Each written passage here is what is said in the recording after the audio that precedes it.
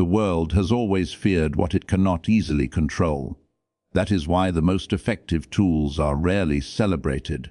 They are whispered about, dismissed as dangerous, or quietly removed from polite conversation. Not because they fail, but because they succeed too completely. What you are about to hear is one such method, a way of shaping the mind so direct, so efficient, that it unsettles institutions built on slow progress and endless explanation. Most people are taught that change requires effort, struggle, and constant thinking. They are encouraged to analyze their pain, to speak it aloud, to circle it endlessly, believing that repetition will somehow loosen its grip. But power does not emerge from noise. It emerges from command. A ruler does not negotiate with chaos, he imposes order. The mind is no different. When allowed to roam freely, it becomes a traitor. When disciplined, it becomes a weapon. This is why the method you are about to encounter was quietly avoided. It does not ask you to relive your wounds. It does not beg for understanding. It bypasses the clutter of thought and moves directly to the source of control. It teaches you to stand still while the mind learns obedience. And once the mind obeys, everything else follows: emotion, action, destiny. Understand this clearly: those who master themselves do not need permission from the world. They do not wait for validation, nor do they depend on external systems to grant them strength. They cultivate silence, presence, and precision. In that silence, weaknesses are exposed. In that presence, fear dissolves. In that precision, a new identity is forged, one that does not react but decides. This is not comfort. This is not reassurance. This is strategy. And strategy has always belonged to those willing to do what others avoid. If you are prepared to abandon the illusion that more thinking will save you, if you are ready to replace mental noise with disciplined awareness, then you are standing at the threshold of something rare, not healing as the world defines it, but control. And control, once achieved, changes everything. True power over the mind is never born from endless examination, because constant analysis fragments authority. When a person dissects every thought, emotion, and impulse, they do not gain command over them. They grant those impulses permission to speak, argue, and negotiate. Analysis creates dialogue, and dialogue creates delay. The mind, when treated as an equal rather than a subordinate, learns to resist. It begins to justify weakness, rationalize fear, and disguise indecision as intelligence. What appears to be self-awareness slowly becomes self-sabotage. Control operates differently. Control does not ask why a thought exists. It decides whether that thought is allowed to remain. It does not chase emotional explanations. It sets boundaries for emotional expression. A disciplined mind is not one that understands every feeling, but one that chooses which feelings deserve energy. This distinction is crucial. Those who rely on constant analysis become observers of their own lives, trapped in commentary while opportunities pass. Those who cultivate control act with clarity, even in uncertainty, because their authority does not depend on complete understanding. The mind is naturally opportunistic. Left unchecked, it seeks comfort, avoids discomfort, and amplifies fear under the illusion of protection. Analysis often feeds this tendency. By repeatedly revisiting pain or doubt, the mind strengthens neural patterns associated with hesitation. Control interrupts this cycle. It introduces hierarchy. Thoughts are no longer leaders, they become servants. Emotions are no longer commanders, they become signals. This shift changes everything, because power is always a matter of structure. Where there is no structure, chaos governs. Consider how authority functions in the external world. A state does not survive by debating every rebellion within itself. It survives by establishing order and enforcing it. The same principle applies internally. A person who waits to feel ready will remain unready. A person who waits to fully understand fear will remain fearful. Control bypasses these delays. It asserts direction first and allows understanding to follow later, if it is needed at all. This is why control is often misunderstood as suppression. In reality, it is refinement. Control does not destroy thought, it filters it. It does not eliminate emotion, it places emotion in service of purpose. Analysis, by contrast, often blurs purpose. It multiplies perspectives until decision becomes impossible. The mind becomes a court without a ruler, where every voice argues and none command. Those who achieve true mental power develop the ability to remain still internally while pressure builds externally. They do not rush to explain themselves to their own doubts. They do not seek consensus within. They issue instructions. Over time, the mind adapts to this structure. Resistance weakens, clarity sharpens, action becomes faster, cleaner, and more decisive, because the internal chain of command is no longer disputed, and the individual begins to move through challenges not as someone negotiating with their mind, but as someone directing it, shaping perception, behavior, and response with deliberate restraint, where silence becomes strength and restraint becomes leverage, and the absence of constant analysis creates space for authority to settle, deepen, and quietly expand within the psyche, influencing decisions before doubt has time to form, altering reactions before fear gains language, and establishing an internal order that does not ask permission from circumstance or emotion, but continues to operate even when uncertainty remains unresolved and outcomes are not yet visible. Stillness is not the absence of movement, it is the absence of inner rebellion. Most people mistake progress for activity, believing that constant motion of thought equates to growth. In reality, the mind reshapes itself not in moments of frantic effort, but in periods of controlled silence. When the mind is forced into stillness, it loses its ability to distract, justify, and escape. What remains is raw awareness, and awareness, when focused, becomes the most efficient tool for transformation. Presence is the discipline of remaining fully anchored in the current moment without attempting to modify it through explanation or interpretation. This is uncomfortable, which is precisely why it is effective. The mind thrives on movement because movement allows avoidance. It jumps to memory, to imagination, to hypothetical futures, anything to escape direct contact with the present. Stillness cuts off these exits. When there is nowhere to run, the mind begins to reorganize itself. Old patterns weaken, not through force, but through lack of reinforcement. Focused awareness operates like sustained pressure. It does not attack the mind, it outlasts it. By maintaining attention on a single point, breath, sensation, or intention, the scattered energy of thought is gradually pulled into alignment. This alignment creates coherence. Thoughts lose their urgency. Emotions lose their volatility. What once felt overwhelming becomes manageable, not because it was solved, but because it was observed without reaction. This non-reactivity is the foundation of internal power. Transformation through stillness works because it addresses the root rather than the symptoms. Behavioral change driven by effort often collapses under stress because the underlying mental structure remains intact. Stillness alters that structure. When awareness is sustained without interference, the nervous system recalibrates. The mind learns that it does not need to respond to every impulse. This learning is subtle, but permanent. Over time, the space between stimulus and response widens, and within that space, choice emerges. Discipline is what makes this process effective. Occasional moments of stillness offer relief, but consistent stillness creates authority. Each period of intentional presence reinforces the mind's tolerance for silence and clarity. Gradually, the compulsion to think diminishes. The need to label, judge, and control every experience fades. In its place, a quiet stability develops.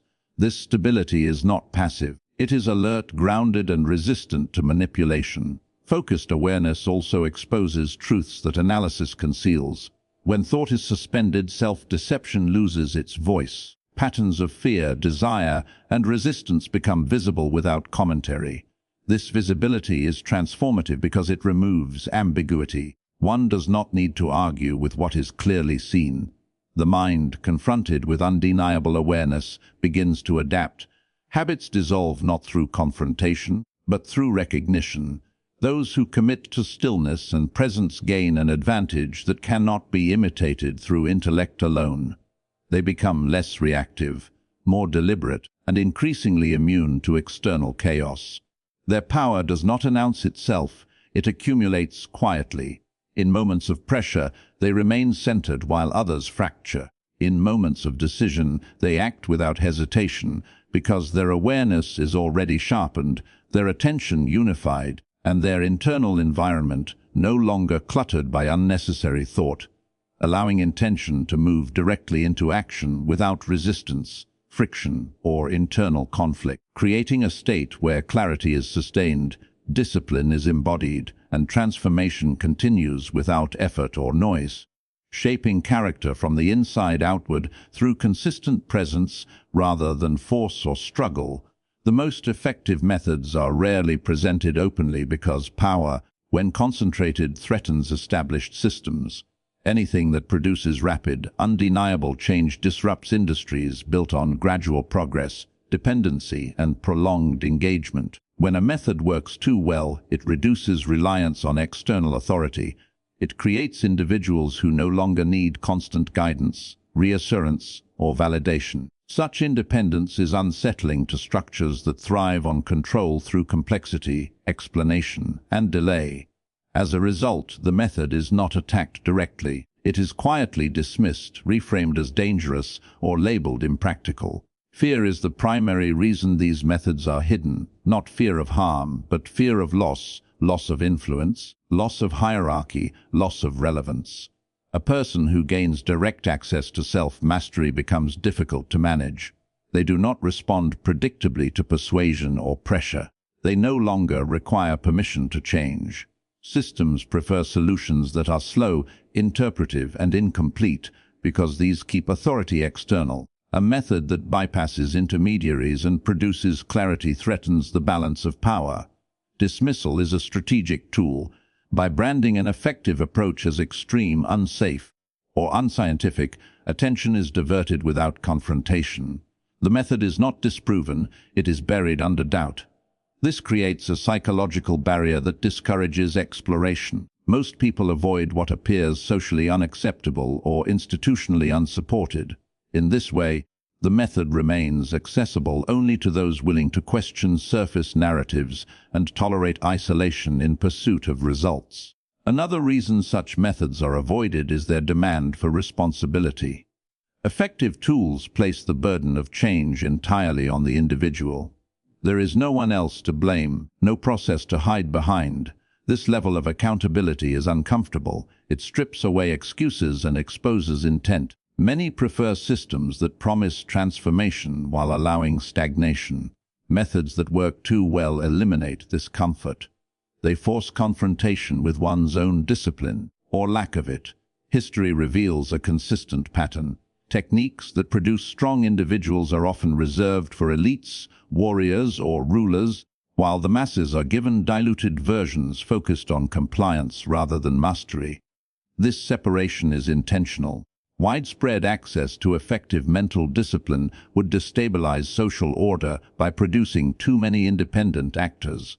Control is easier when strength is scarce and fragmented. What makes these methods powerful is also what makes them threatening: simplicity.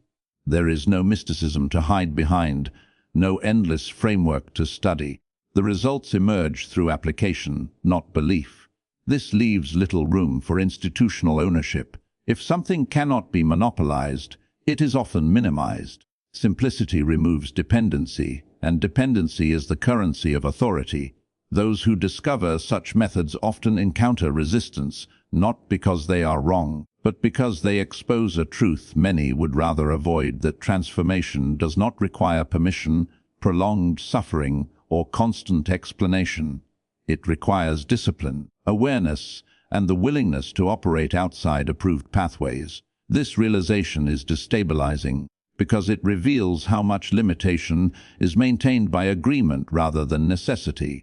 The methods that work too well remain available to those who recognize patterns instead of accepting labels, who measure truth by outcome rather than endorsement, and who understand that what is discouraged is often not what is harmful, but what is uncontrollable, leading them to seek effectiveness over approval, results over reassurance, and mastery over comfort, stepping beyond what is sanctioned to access what is powerful. knowing that the absence of permission is often the clearest signal that a method reaches too deeply, moves too quickly, and produces a level of autonomy that cannot be easily guided, slowed, or reversed once it takes root within the disciplined mind. Mastery of the self is the unseen foundation upon which all external influence is built.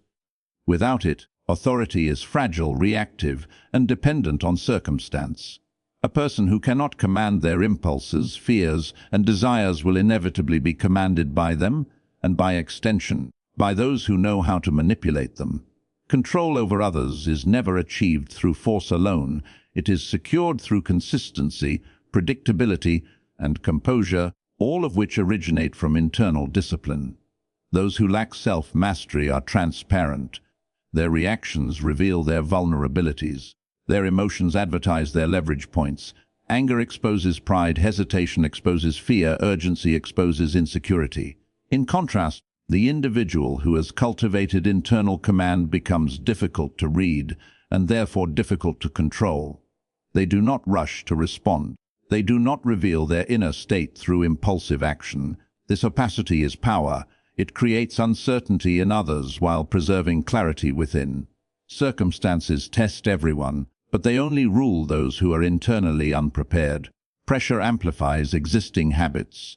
If the mind is undisciplined, pressure produces panic. If the emotions are unmanaged, pressure produces volatility. Self-mastery transforms pressure into a tool rather than a threat. When the internal environment is stable, external chaos loses its authority. Decisions are made from strategy rather than reaction, and this difference is immediately felt by those observing. Influence grows naturally around individuals who exhibit this control. People instinctively follow those who appear grounded and unshaken, not because they are loud or forceful, but because they radiate certainty. Certainty does not come from knowing every outcome. It comes from trusting one's capacity to respond. This trust is cultivated through repeated acts of self-command. Each moment of restraint strengthens it. Each deliberate response reinforces it. Self-mastery also sharpens perception. When internal noise is reduced, attention turns outward. Subtle shifts in tone, behavior, and intent become visible. This heightened awareness allows one to anticipate rather than react. Influence then becomes strategic rather than confrontational. Others feel understood, assessed, and, when necessary, outmaneuvered without ever realizing how. This is the quiet efficiency of power rooted in self-control. Those who attempt to dominate externally without internal mastery rely on force, persuasion, or manipulation. These methods are unstable because they require constant maintenance. The moment pressure is removed, compliance fades. Self-mastery, however, creates a gravity that persists. It does not demand attention, it attracts it. Others adjust their behavior instinctively in its presence, sensing structure and direction even without explicit command. The world responds to inner order. Opportunities align more easily for those who are consistent, disciplined, and deliberate. Not because the world is fair, but because clarity invites cooperation and indecision invites resistance. When actions are aligned with intention, momentum builds. When emotion is subordinated to strategy, outcomes become predictable. To command circumstances, one must first be immune to them. This immunity is not indifference, but regulation. It is the ability to experience pressure without being shaped by it. From this position, influence extends outward naturally, not as domination, but as inevitability.